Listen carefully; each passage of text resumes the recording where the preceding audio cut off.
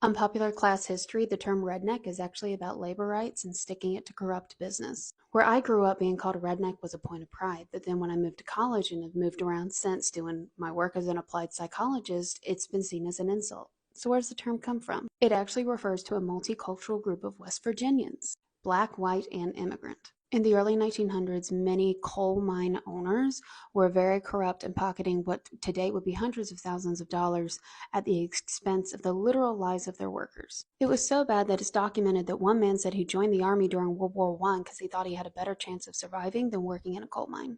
The workers had enough and they joined together to protest for their rights, and because they were such a multicultural group, they wore red bandanas around their necks to identify themselves, and thus they called themselves the Redneck Army.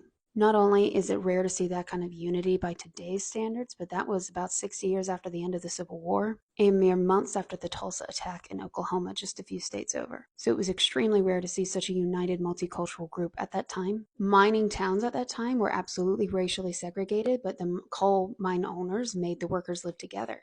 So they had an opportunity to see what they had in common, and the common issue was the coal mine owners. The Redneck Army went on strike, and there was even a super bloody battle, the bloodiest in our labor history in the US, the Battle of Blair Mountain, where 10,000 workers were marching and they were met with 2,000 private mercenaries who also had planes to drop bombs on them. Eventually, the miners had to surrender in that battle, but by the 1930s, they had won more labor rights and had, most of all, the mines were safer. And when they had their unions, they made participants take an oath of no discrimination based on race or color. So victory wasn't immediate, but this was life-changing for many of them.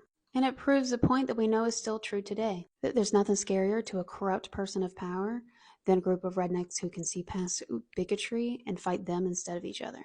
When people start uniting across race and class lines, it is a repeat pattern in history for the people in power to try to segregate them so they don't see that they have in common similar sources of evil. This is why Jim Crow laws popped up right after the end of the Civil War. Remember that knowing our past is the only way to build a better future. And my fellow rednecks, remember who you are.